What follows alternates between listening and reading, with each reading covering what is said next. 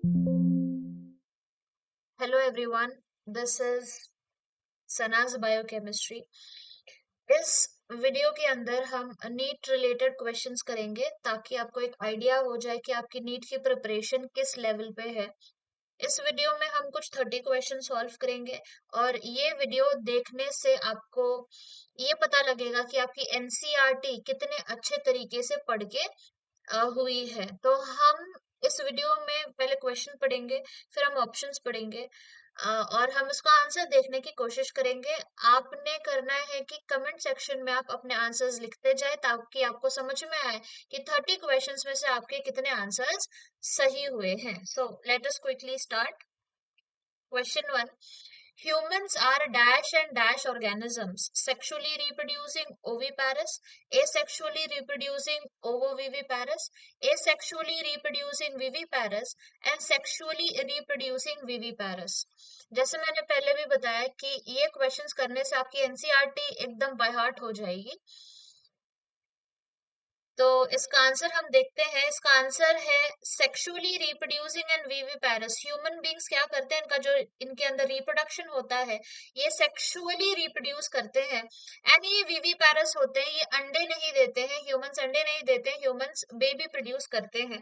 तो आंसर इसका ऑप्शन हो जाएगा ऑप्शन नंबर डी। तो यू कैन सी हियर कि यहाँ पे एक मदर है और उसका ये बेबी है। तो मदर ने क्या किया है, बेबी प्रोड्यूस किया, यंग वन प्रोड्यूस किया है, एग्स प्रोड्यूस नहीं किए हैं। और ये जो रिप्रोडक्शन है ह्यूमंस के अंदर, ये ह्यूमन रिप्रोडक्शन सेक्सुअल मोड का होता है।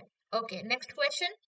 The formation of gamete is termed as the formation of gamete is termed as gametogamy, syngamy, gametogenesis और gestation period। तो इसका आंसर है हमारा, इसका आंसर है गैमीटोजेनेसिस। आपको ये वर्ड में ही दिखाई दे रहा होगा। गैमीट जेनेसिस का मतलब होता है जनरेट करना, जनरेट करना। ठीक है, क्या जनरेट करना, गैमीट जनरेट करना। तो वही हमको सवाल में भी पूछा गया है कि गैमीट बनाने के प्रोसेस को हम क्या बोलेंगे, हम बोलेंगे gametogenesis. Okay, next question. The transfer of sperms into the female genital tract. Female genital tract के अंदर जब स्पर्म्स का डिपोजिशन होता है, इस प्रोसेस को हम क्या बोलते हैं, इंसेमिनेशन, गैमीटोजेनेसिस, फर्टिलाइजेशन और जेस्टेशन पीरियड। ओके, इसका आंसर रहने वाला है इंसेमिनेशन का प्रोसेस है जब मेल पार्टनर फीमेल पार्टनर के फीमेल जेनाइटल ट्रैक्ट के अंदर जब स्पर्म्स को डिपॉजिट कर देता है, तो इस प्रोसेस को हम बोलते हैं इंसेमिनेशन। गैमेटोजेनेसिस हमने पिछले वाले क्वेश्चन में देखा था कि गैमेटोजेनेसिस गैमीट बनाने का प्रोसेस है जिसके अंदर और दो प्रोसेस आते हैं, oogenesis एंड स्पर्मेटोजेनेसिस। फर्टिलाइजेशन का मतलब होता है जब एग और स्पर्म एक दूसरे से मिल जाते हैं, तब उसको हम फर्टिलाइजेशन बोलते हैं। जेस्टेशन पीरियड कब होता है, जो 9 मंथ की प्रेगनेंसी का पीरियड होता है फीमेल्स के अंदर, उसको हम ह्यूमन फीमेल्स के अंदर उसको हम जेस्टेशन पीरियड बोलते हैं। तो इंसेमिनेशन क्या है, हमारे पास एक मेल पेरेंट है और हमारे पास एक फीमेल पेरेंट है। Okay, male partner and female partner. जब ये मेल पार्टनर फीमेल पार्टनर के बॉडी के अंदर स्पर्म्स को डिपॉजिट करेगा, स्पर्म्स को डिपॉजिट करेगा, तो उस प्रोसेस को हम इंसेमिनेशन बोलते हैं। Option A is the correct answer. Next question. The fusion of male and female gamete is known as. जब स्पर्म और एग एक दूसरे से फ्यूज होते हैं, उस प्रोसेस को हम क्या बोलते हैं। I mean you can now answer the question, क्योंकि हमने पिछले ही सवाल में देखा था। इंसेमिनेशन, फर्टिलाइजेशन, इम्प्लांटेशन और पार्चुरेशन। सिंपल क्वेश्चन है, इससे आपकी एनसीईआरटी एकदम बाय हार्ट हो जाएगी, लाइन टू लाइन। हर लाइन के ऊपर यहाँ पे क्वेश्चन हम सॉल्व करेंगे एनसीईआरटी के लाइंस के ऊपर। Yes of course the answer is going to be what, very simple question, fertilization. अभी हमने पीछे ये देखा हुआ था, इंसेमिनेशन हमने देखा था। इम्प्लांटेशन में क्या होता है, जब ये फीमेल का यूट्रस होता है, यहाँ पे एंडोमेट्रियल लाइनिंग होती है। इम्प्लांटेशन में क्या हो जाता है कि यहाँ पे जो जाइगोट फॉर्म हुआ है, जब वो एंडोमेट्रियम लाइनिंग के साथ अटैच हो जाता है, उस प्रोसेस को हम इम्प्लांटेशन बोलते हैं। पार्चुरेशन का मतलब ये होता है जब एक मदर अपने बेबी को डिलीवर करती है, उस प्रोसेस को हम पार्चुरेशन कहते हैं। और इंसेमिनेशन मैंने अभी बताया कि जब स्पर्म्स फीमेल के ट्रैक्ट के अंदर डिपॉजिट हो जाते हैं उसको हम इंसेमिनेशन बोलते हैं। तो आंसर अपना क्या हो जाएगा? आंसर हमारा हो जाएगा फर्टिलाइजेशन। Okay, next question. ये क्वेश्चन बहुत ही रियलिस्टिक क्वेश्चन है, तो ये क्वेश्चन थोड़ा सा इम्पोर्टेंट हो जाता है। तो इम्पोर्टेंट को हम ऐसे learn by heart type of symbol बनाते हैं। तो we will read the question now कि कॉलम ए में क्या दिया हुआ है, कॉलम बी में क्या दिया गया है। gestation, parturition, gametogenesis, implantation, fusion of male and female gametes, formation of gametes, attachment to the uterine wall, delivery of the baby, embryonic development। तो आप इसको आंसर कर सकते हैं वीडियो को पॉज करके। हम इसका आंसर देखेंगे। इसका आंसर है ऑप्शन नंबर सी। वन का रहेगा ई, जेस्टेशन मतलब एम्ब्रियोनिक डेवलपमेंट। अभी हमने डिस्कस किया था जो 9 मंथ का ह्यूमन फीमेल्स के अंदर जो टाइम पीरियड रहता है उसको हम जेस्टेशन बोलते हैं। सेकंड का डी है, पार्चुरेशन का मतलब होता है जब बेबी डिलीवर हो गया है, डिलीवरी के प्रोसेस को हम पार्चुरेशन बोलते हैं। थर्ड वन इज गैमेटोजेनेसिस, जहां पे हम गैमीट्स को बना रहे हैं, वो जेनेसिस में एग बनेगा, स्पर्मेटोजेनेसिस में स्पर्म्स बनेंगे। नेक्स्ट इज इम्प्लांटेशन, अभी मैंने वापस से पिछले क्वेश्चन में बताया था, is the attachment of the developing structure और the developing embryo on to the uterine wall, इसको हम इम्प्लांटेशन कहेंगे। तो आंसर हमारा option number C. Next question, the correct chronological order. ये पिछले वाला क्वेश्चन और ये वाला जो क्वेश्चन है ये बहुत ही इंपॉर्टेंट हो जाते हैं ऐसे फ्लो वाले, specially in human reproduction chapter. Options हमको दिए गए हैं, गैमेटोजेनेसिस, हमको बताना है ये सीक्वेंस क्या होता है प्रेगनेंसी के टाइम पे, या पूरे प्रोसेस ह्यूमन रिप्रोडक्शन के पूरे प्रोसेस का क्या क्या फ्लो रहेगा, क्या ऑर्डर रहेगा। Gametogenesis, fertilization, insemination, gestation, implantation and parturition. Gametogenesis, insemination, fertilization, implantation, parturition, gestation. Gametogenesis, insemination, fertilization, implantation, gestation, or parturition. None of these. You can pause the video and you can try to answer the question. Okay, answer हम इसका देखेंगे। Answer है option number सी। सबसे पहले gametes बनते हैं, फिर वो स्पर्म को फीमेल बॉडी के अंदर ट्रांसफर कर दिया जाता है through the process of insemination. उसके बाद में स्पर्म्स और एग एक दूसरे के साथ फ्यूज हो जाते हैं जिसको हम बोलते हैं फर्टिलाइजेशन। इसके बाद जो एम्ब्रियो बन रहा है, स्ट्रक्चर जो बन रहा है, स्ट्रक्चर जो डेवलप हो रहा है, उसको हम यूट्राइन वॉल में अटैच करवा देते हैं जिसका नाम है इम्प्लांटेशन। अटैच हो जाता है वो। नेक्स्ट इज जेस्टेशन, जो मदर का प्रेगनेंसी का टाइम है, पूरा जो 9 मंथ का प्रेगनेंसी का जेस्टेशन पीरियड है मदर के अंदर, उसको हम जेस्टेशन बोलेंगे। पार्चुरेशन डिलीवरी वाला प्रोसेस हो जाएगा। तो हमने बहुत सारे ये सारे टर्म्स हमने डिस्कस कर लिए हैं। Option number C is the correct answer. Next, the following statement are not true. The following statement are true except, तो कभी भी ऐसे जब क्वेश्चन आ जाए आपको यहाँ पे हाईलाइट कर देना है कि ये ट्रू पूछा गया है या फॉल्स पूछा गया। The following statement are true, इसमें ये थोड़ा क्वेश्चन ट्रिकी है। इसमें ये पूछा है कि कौन सा statement, the following statement are true except, इसमें पूछा है कि कौन सा स्टेटमेंट ट्रू नहीं है, नॉट ट्रू है, क्योंकि वर्ड यहाँ पे यूज कर दिया गया except. The it is not true. In an individual, reproductive changes occurs after puberty. Sperm formation occurs even in old men. Formation of ovum continues in women after 50 years. Humans are sexually producing and viviparous. कौन सा इसमें से statement सही नहीं है? Are true except which of the statement? ओके, answer यहाँ पे है option C. Formation of ovum continues even after in women even after 50 years of age. This is not the correct statement, क्योंकि विमेन के अंदर मीनोपॉज का process हो जाता है। As the age increases menopause हो जाएगा वुमेन के अंदर, और उस टाइम पे वो ओवम का प्रोडक्शन नहीं करा पाएंगे। तो 50 इयर्स ऑफ एज काफी मतलब ये रिप्रोडक्टिव एज के बाहर का एज हो जाता है जहां पे फीमेल में ओवम नहीं बनेंगे। पहला वाला स्टेटमेंट सही है। In an individual, reproductive changes occurs during puberty. Yes, of course. Sperm formation occurs even in old men. Yes, totally. Humans are sexually reproducing and viviparous organism. Okay, हम ज्यादा explanation नहीं देख रहे हैं क्योंकि जो वीडियो है this is for MCQs, question and answer, it is not actually for content discussion. तो आपको थोड़ा बहुत नॉलेज होना चाहिए if you want to answer the questions. Okay, question number 8, the testes are situated dash the abdominal cavity within a pouch called as dash। Options दिए गए हैं, inside testicular lobules, outside scrotum, outside vas deferens, inside scrotum. Answer इसका है option number B, testes are situated outside, बाहर की तरफ testes, main के अंदर, मेल्स के अंदर जो टेस्टीज है ये अब्डोमिनल कैविटी के बाहर सिचुएटेड होती है। रीजन इसका क्या होता है, रीजन इसका ये होता है कि जब हम जो मेल्स में स्पर्म का प्रोडक्शन होना होता है वो बॉडी टेम्परेचर पे नहीं हो पाता है, 37 डिग्री सेल्सियस पे स्पर्म फॉर्मेशन नहीं होगा। तो जब वो अब्डोमिनल कैविटी के बाहर सिचुएटेड है तब उसके अंदर जो टेम्परेचर है स्पर्म फॉर्मेशन को के लिए we will be needing here the sperm production के लिए टेम्परेचर 37 नहीं चाहिए रहेगा, हमको डिक्रीज करना पड़ेगा, 37 से टेम्परेचर हमको कम करना पड़ेगा, that is 2 to 2.5 degree Celsius और 3 डिग्री सेल्सियस कम होना चाहिए 37 में से।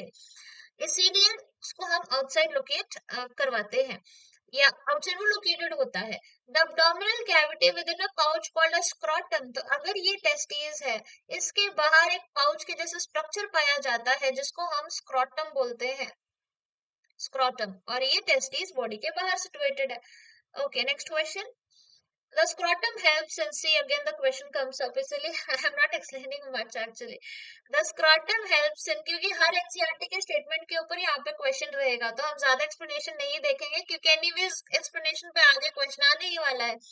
scrotum helps in maintaining a temperature dash lower than the internal body temperature, कितना टेम्परेचर स्पर्म फॉर्मेशन के लिए, कितना बॉडी से कंपैरेटिवली कम टेम्परेचर चाहिए रहेगा स्पर्म फॉर्मेशन के लिए। अभी मैंने बताया था option B is going to be the answer. Data NCERT के बहुत इंपॉर्टेंट हो जाते हैं, मतलब you have to do 37 degree Celsius minus 2 degree Celsius और 37 degree Celsius minus 2.5 degree Celsius, तो जो भी आपकी वैल्यू आती है that is going to be the temperature needed for sperm formation. Okay, आगे चलते हैं, नेक्स्ट क्वेश्चन, अडल्ट की जो टेस्टीज होती है वो ओवल शेप में होती है, उसकी विड्थ कितनी होती है, उसकी लेंथ कितनी होती है रिस्पेक्टिवली। तो हमको यहाँ पे पूछा गया है कि टेस्टीज का विड्थ कितना है, यहाँ पे आपको ये वैल्यू डालनी है, लेंथ कितना है वो वैल्यू यहाँ पे आएगी।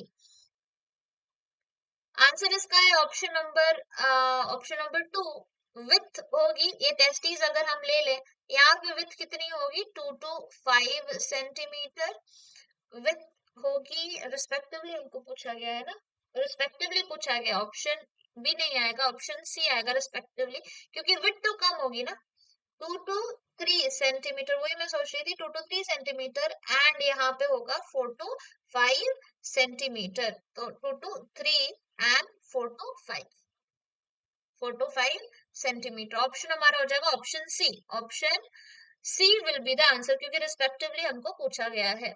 Next question, what does M represent, ये जो हमको दिया गया है स्ट्रक्चर में इसमें एम क्या रिप्रेजेंट कर रहा है, ऐसे भी क्वेश्चन हमारे लिए इंपॉर्टेंट हो जाते हैं। ऑप्शन नंबर सी हमको पूछा है, option C, sorry not option, okay okay, anyways ठीक है चलो, हमको पूछा गया है हमको पूछा गया है एम रिप्रेजेंट करना है, एम, और काफी छोटा सा स्ट्रक्चर है, I hope I can zoom this in. M पूछा गया है हमको, तो एम यहाँ पे you can see, I hope you can see the cursor, यहाँ पे हमारा एम रहने वाला है। So let us see this, answer है ऑप्शन ऑप्शन सी आंसर है, बल्बो यूरिथ्रल ग्लैंड है, वही बल्बो यूरिथ्रल ग्लैंड है। ये कितना होता है एक ही होता है bulbourethral gland, prostate bulbourethral gland और seminal vesicle, bulbourethral Cowper's gland है, दो रहेंगे, yes, it will be two in number, not one number. Prostate एक होता है, बल्बोयूरेथ्रल दो होंगे, सेमिनल वेसिकल भी दो होंगे। ठीक है, तो type of glands are 3, number of glands are 5, क्योंकि 2 + 1 + 2। एनीवेज आगे चलते हैं। What is indicated by D in the figure? D represent हमको करना है, D क्या गिवन है, ये ट्यूब है D। हमको पूछा गया कि ये जो ट्यूब है D, ये कौन सी ट्यूब है। तो मैं इसको जरा सा जूम इन करके हम देख लेते हैं कि जो D ट्यूब है, ये ट्यूब क्या ट्यूब है। आंसर हम देख लेंगे। आंसर है option number B, vas deferens वो ट्यूब है जो स्पर्म को कैरी करके लेके आएगा। Next question, what does O represent in the structure. O कहाँ पे गिवन है, ये ओ है यहाँ पे टेस्टिस के यहाँ पे ओ सिचुएटेड है। I will zoom in so that you can have a clear view. O है यहाँ पे, इसको हमको पूछा गया कि ओ क्या गिवन है, what is O here. Answer क्या हो जाएगा, ग्लैंड्स, पेनिस, स्क्रोटम, टेस्टिस और एपिडिडी। आंसर ऑफ कोर्स क्या है, स्क्रोटम आंसर है, टेस्टिस के बाहर लोकेटेड है, तो स्क्रोटम आंसर रहेगा। What is indicated by H in the diagram. H क्या रिप्रेजेंट कर रहा है, ये एच है, जूम कर लेते हैं। एच, ये ये पार्ट, ये पार्ट एच बोला गया है, ये वाला पार्ट एच बोला गया है। ऑप्शन है पेनिस, फोरस्किन, ग्लांस, पेनिस और यूरिथ्रल मीटस। आंसर हो जाएगा ग्लांस पेनिस है। ये जो पोर्शन है पेनिस का, इसको हम क्या बोलते हैं, इसको हम ग्लांस पेनिस बोलते हैं, इसीलिए आंसर हमारा ऑप्शन सी हो जाएगा। Next question, what is B represent in the diagram. B कहाँ पे है, बी ये रहा। ओके ग्रेट, दिख रहा है, इसको जूम इन कर लेते हैं। बी, ये ऐसे जो लंबा सा स्ट्रक्चर हमको दिखाई दे रहा है, hope you can see this, white colour का है, उस स्ट्रक्चर का नाम पूछा गया है। ऑप्शन बी, मतलब sorry not option B, B क्या है वो पूछा गया है यहाँ पर। आंसर है सेमिनल वेसिकल। वो जो ऐसा स्ट्रक्चर है, ऐसा स्ट्रक्चर जो आपको दिख रहा है, वो सेमिनल वेसिकल का स्ट्रक्चर है। सो ये सारी फैक्चुअल है, इसमें कुछ एक्सप्लेनेशन के जैसा है नहीं। आई मीन स्ट्रक्चर गिवन है, हमको पार्ट्स पूछा गया है कि क्या क्या पार्ट्स प्रेजेंट है। एक अडल्ट की टेस्टिस के अंदर कितने टेस्टिकुलर लोब्यूल्स पाए जाते हैं। जैसे कि फॉर एग्जांपल ये टेस्टिस हो गया, इसके अंदर टेस्टिकुलर लोब्यूल्स होते हैं। तो हमको पूछा है कि एक टेस्टिस के अंदर कितने टेस्टिकुलर लोब्यूल्स हैं। एक के अंदर पूछा है, an adult testis bears dash compartments called as testicular lobules. How many? Answer is going to be 250. All this is mentioned in the NCERT. 250 testicular lobules पाए जाते हैं। नेक्स्ट, एक टेस्टिकुलर लोब्यूल के अंदर कितने सेमिनिफेरस ट्यूब्यूल्स होते हैं। यहाँ पे ये टेस्टिस हो गया, टेस्टिस हो गया, टेस्टिस के अंदर टेस्टिकुलर लोब्यूल्स होते हैं, ये लोब्यूल्स हो गए। लोब्यूल्स को हम टीएल लिख देंगे, टेस्टिकुलर लोब्यूल्स। इसके अंदर पाए जाते हैं सेमिनिफेरस ट्यूब्यूल्स, ऐसे सेमिनिफेरस ट्यूब्यूल्स इसके अंदर पाए जाते हैं। तो हर एक टेस्टिकुलर लोब्यूल के अंदर कितने सेमिनिफेरस ट्यूब्यूल्स होंगे, ये हमारा सवाल है। ये सेमिनिफेरस ट्यूब्यूल्स है, ब्लैक में जो मैंने ड्रॉ किया है, ये सेमिनिफेरस ट्यूब्यूल्स है। यही जगह है जहां पे स्पर्म्स का फॉर्मेशन होता है। Answer, will look at the answer now. 1 2 3, एक से तीन, ये भी मेंशन किया गया है हमारी एनसीईआरटी के अंदर। एक से तीन testicular lobules पाए जाएंगे। 1 2 3 testicular lobules will be found in each 1 2 3 seminiferous tubule will be found in each testicular lobule। और कितने testicular lobule present है टेस्टिस के अंदर, 230 testicular lobules present है। तो आप कैलकुलेशन कर सकते हो कि एक टेस्टिकुलर लोब्यूल के अंदर कितने सेमिनिफेरस ट्यूब्यूल है, एक से तीन सेमिनिफेरस ट्यूब्यूल्स है।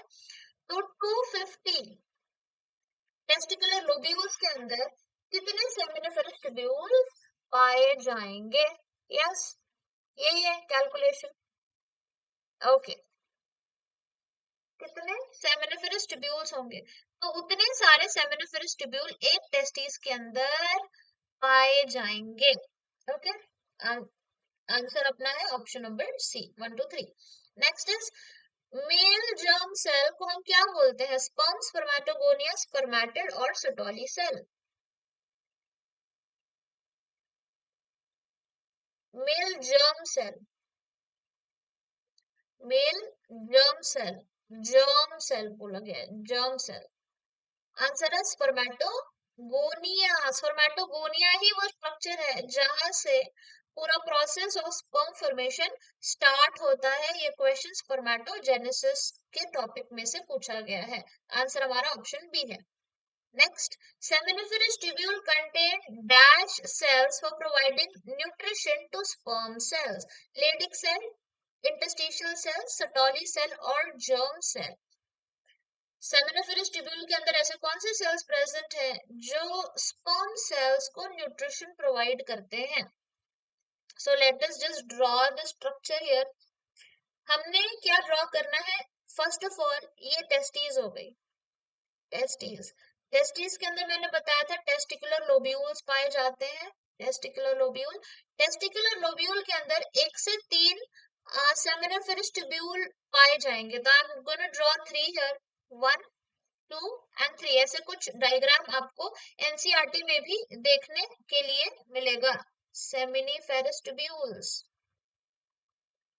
Seminiferous tubules. सेमिनिफेरस ट्यूब्यूल्स के अंदर दो टाइप के सेल्स होते हैं। एक सेल होगा जिसको हम स्पर्मेटोगोनिया बोलेंगे, स्पर्मेटोगोनिया। ये मैंने यहाँ पे स्पर्मेटोगोनिया ड्रॉ कर दिया है। यही वो सेल है जिससे आगे जाके स्पर्म का फॉर्मेशन होगा। और इसके साथ में एक और सेल पाया जाता है that I am gonna draw in this colour. ऐसे भी कुछ सेल्स होते हैं।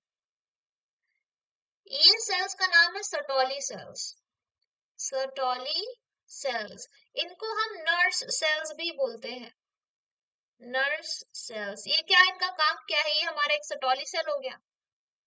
इसका काम ये है, स्पर्म इसके पास आता है नरिशमेंट के लिए। यहाँ पे ऐसे स्पर्म आके सटोली के अंदर एम्बेड हो जाता है। क्यों एम्बेड हो रहा है? ताकि स्पर्म्स को क्या मिल सके? न्यूट्रिशन मिल सके। किससे? सटोली सेल से। क्वेश्चन क्या गिवन है वापस से हम थोड़ा सा पढ़ लेते हैं एक और बार। Seminiferous tubule contains dash cells for providing nutrition to the sperm cell. Answer है हमारा Sertoli cells. Next question. Cells which secrete androgen, ऐसे कौन से cells है जो androgens बनाते हैं? Spermatogonia, interstitial cell, Sertoli cell और germ cell। इसका हम थोड़ा एक्सप्लेनेशन देख लेंगे। यहाँ पे जो मैंने स्ट्रक्चर बनाया है, ये स्ट्रक्चर मैंने किसके लिए बनाया? ये स्ट्रक्चर मैंने सेमिनिफेरस ट्यूब्यूल्स के लिए बनाया। 3 सेमिनिफेरस ट्यूब्यूल्स होंगे एक टेस्टिकुलर लोब्यूल के अंदर। यहाँ पे कुछ इंपॉर्टेंट से सेल्स प्रेजेंट होते हैं जिसका नाम है इंटरस्टिशियल सेल, इंटरस्टिशियल सेल्स। ये सेल्स का काम है कि एंड्रोजन बनाए, एंड्रोजन्स बनाए, हार्मोन्स बनाए, टेस्टोस्टेरोन बनाए। ओके, आंसर हमारा हो जाएगा इंटरस्टिशियल सेल। इंटरस्टिशियल सेल्स कहाँ पे पाए जाते हैं? Are they present inside the inside the seminiferous tubule और outside the seminiferous tubule? outside interstitial space के अंदर ये पाए जाएंगे, इसलिए हम इसको interstitial cell बोलेंगे। नेक्स्ट क्वेश्चन बहुत इंपॉर्टेंट है, learn by heart type of question है। आपको लर्न करना पड़ेगा क्योंकि इसके अंदर कोई लॉजिक नहीं है। मतलब you have to learn this thing, you have to remember the flow कि कैसे ये स्पर्म्स फ्लो कर रहे हैं। Option A seminiferous tubule. Select the correct anatomical sequence, मतलब कौन से सीक्वेंस में स्पर्म का फ्लो होता है? सेमिनिफेरस ट्यूब्यूल, रीटी टेस्टिस, वास differentia, vas deferens, epididymis. Seminiferous tubule, rete testis, vas efferentia, epididymis, vas deferens. Seminiferous tubule, vas efferentia, rete testis, vas deferens, epididymis. None of these.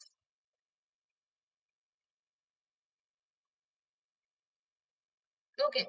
Answer इसका है option B.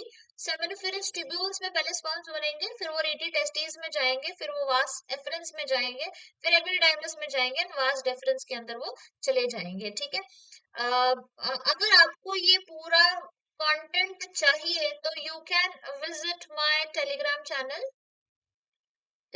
Channel. उसके अंदर आपको सारे PPTs मिलेंगे। Telegram channel का नाम है सनास biochemistry, again with the same name, सनास बायोकेमिस्ट्री। तो वो सारे पीपीटीज वहां पे आपको मिल जाएंगे कंटेंट के। आप वहां पे जाके कंटेंट पढ़ के आप देख सकते हैं कि फ्लो क्या रहेगा, and you can refer to the content there. Answer है option B, seminiferous tubule, rete testes, vas afferentia, epididymis and a vas deferens। Next question, the enlarged end of penis, अगर ये फॉर एग्जांपल पेनिस है, penis का जो and होता है ये थोड़ा सा बड़ा होता है साइज में, तो enlarged end of the penis को हम क्या बोलेंगे? ग्लांस, फोरस्किन, यूरिथ्रा और प्रोस्ट्रेट। इसको हम बोलेंगे glans penis. The enlarged part of the penis, which is at the end of the penis or at the tip of the tip of the penis, is called as glans penis। Glans penis। The answer of that option A। Next question, if A if A stands for seminal vesicle, A stands for seminal vesicle, B stands for bulbourethral, C stands for prostrate, C stands for prostate, then which of the following is true? कौन सा statement इसमें से true हो जाता है? ये है bulbo urethral, इसको हम कॉपर्स ग्लैंड भी बोलते हैं, कॉपर्स ग्लैंड।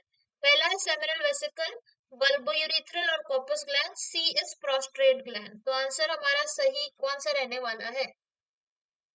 आंसर सही है option number B, seminal vesicle दो होंगे और बल्बोयूरिथ्रल ग्लैंड भी दो होंगे, प्रोस्टेट एक ही होता है। I'm going to write the data here। seminal vesicle, female sorry males के अंदर seminal vesicle कितने होंगे? दो होंगे, two in number. Okay, next one is Cowper's gland, Cowper's gland जिसको हम क्या बोल रहे हैं? Bulbourethral, bulbourethral gland. ये कितने होंगे? ये भी टू इन नंबर होंगे, टू इन नंबर। और ऐसा कौन सा ग्लैंड है जो एक ही पाया जाता है? आंसर उसका उसका नाम है प्रोस्ट्रेट, प्रोस्ट्रेट ग्लैंड। ये कितना होगा? ये एक ही होगा, वन इन नंबर। वही मैंने पिछले पिछले डिस्कशन में भी बताया था। Number of total number of total number of glands कितने हैं? टोटल नंबर ऑफ ग्लैंड्स हमारे पास 5 हैं। और टोटल टाइप्स कितने हैं? टोटल टाइप्स ऑफ ग्लैंड तीन ही टाइप है। Total type is three. What are the types? Seminal vesicle, corpus and bulbourethral। Seminal vesicle, corpus जिसको हम बल्बोयूरेथ्रल भी बोल रहे हैं, एंड प्रोस्टेट ग्लैंड। तो ये तीन टाइप के हो जाएंगे। इसको हम इरेज कर देते हैं थोड़ा। हाँ, तीन टाइप के, और नंबर टोटल नंबर इनका 5 है।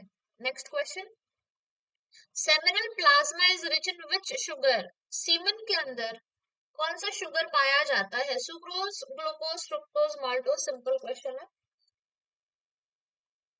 आंसर है ऑप्शन सी, फ्रुक्टोज पाया जाएगा। फॉर्मूला फ्रुक्टोज ग्लूकोज का सेम होता है, C6H12O6। तो सीमन के अंदर जो शुगर पाई जाती है उसको हम फ्रुक्टोज बोलते हैं।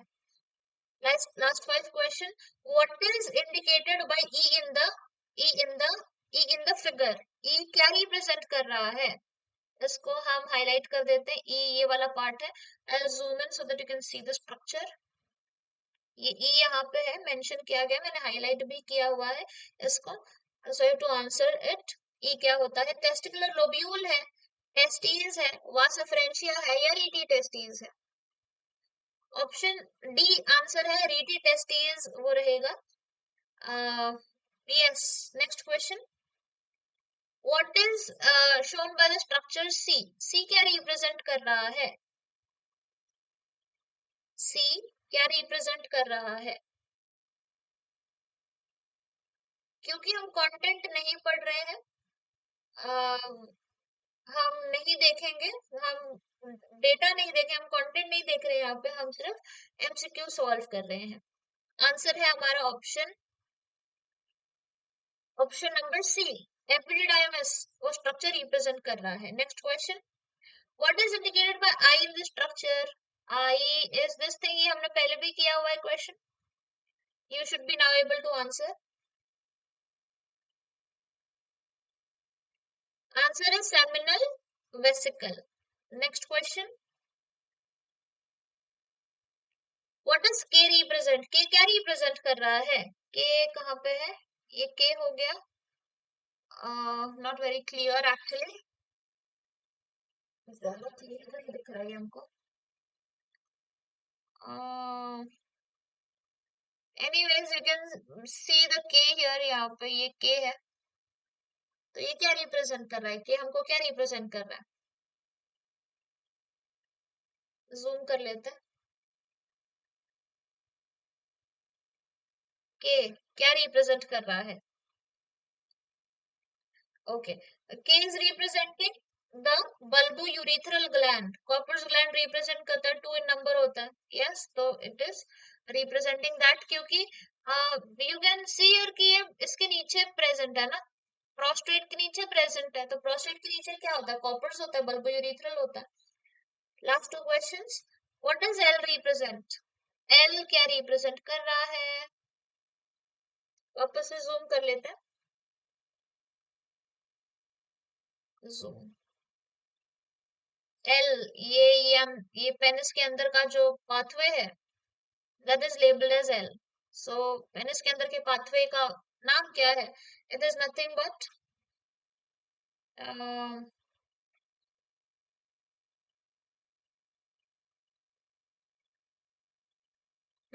आंसर क्या है इसका? It is urethra. यूरिथ्रा है, यूरिथ्रा से ही पास होता है यूरिन भी और स्पर्म्स भी। Next last question, secretion of which gland helps in lubrication of the penis? Penis के लुब्रिकेशन के लिए कौन सा ग्लैंड सिक्रीशन बनाता है? सेमिनल वेसिकल, प्रोस्टेट, बल्बोयूरेथ्रल और एपिडाइमिस? लास्ट क्वेश्चन है। ओके, आंसर है बल्बोयूरेथ्रल, जिसको हम दूसरा नाम भी देते हैं कॉपर्स ग्लैंड। ये लुब्रिकेशन बनाएगा पेनिस के लिए, ताकि सेक्सुअल जो एक्टिविटी है ये ठीक तरीके से परफॉर्म हो सके। अगर आपको कंटेंट चाहिए, मटेरियल आपको चाहिए, नीट रिलेटेड मटेरियल आपको चाहिए, तो you can visit my Telegram channel. Telegram पे ही आपको ये पीपीटी भी अवेलेबल रहेगी, या लिंक ट्री पे भी अवेलेबल रहेगी। I can give you the link. I hope you analyse की 30 में से आपके कितने सही और कितने गलत आए हैं, और आपका नीट का प्रिपरेशन किस तरीके से चल रहा है। सनास biochemistry Telegram is the same thing. You can follow me anywhere on Telegram, Instagram, or any platform. So that was all for today. Thank you for watching the video. Bye bye. Take care.